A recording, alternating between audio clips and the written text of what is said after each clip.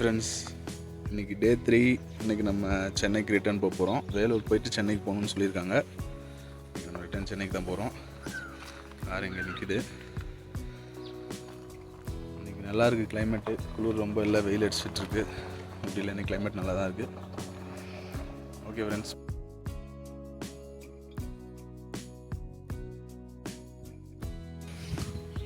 First நாள் வந்தப்போ சுடு தண்ணி இல்லை, ஒன்றும் இல்லை. தங்குற இடம்லாம் க்ளீனாகவே இல்லை இந்த ஹோட்டலில்.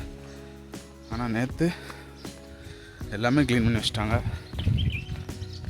படுக்கிற இடத்துலேருந்து ரெஸ்ட் ரூம்லேருந்து எல்லாமே க்ளீன் பண்ணி நீட்டாக தான் வச்சுருந்தாங்க.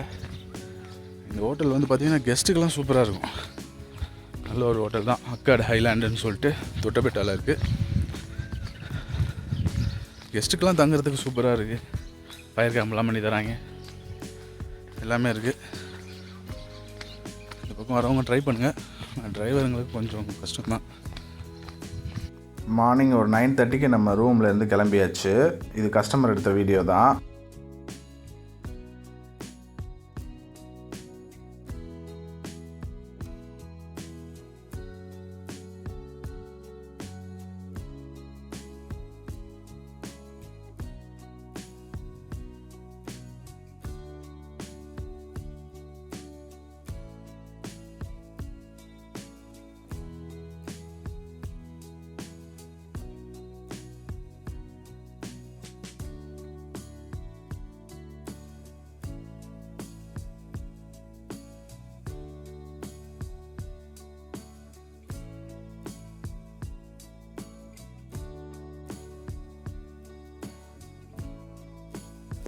ஊட்டியிலேருந்து பார்த்திங்கன்னா நேராக மேட்டுப்பாளையம் வந்தோம். மேட்டுப்பாளையம்லேருந்து கோபிச்செட்டிப்பாளையம் வழியாக சேலம் தான் நம்ம போயிருந்தோம்.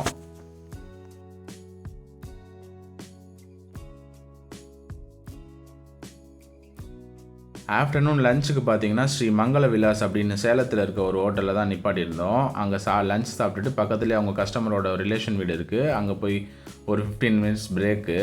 அடுத்ததாக நம்ம எங்கே போகிறோம்னு பார்த்தீங்கன்னா வேலூர் தான் போகிறோம். எந்த ரூட்டாக போகிறோன்னா அரூர், ஊத்தங்கரை, திருப்பத்தூர், வாணியம்பாடி வழியாக வேலூர் போகிறோம்.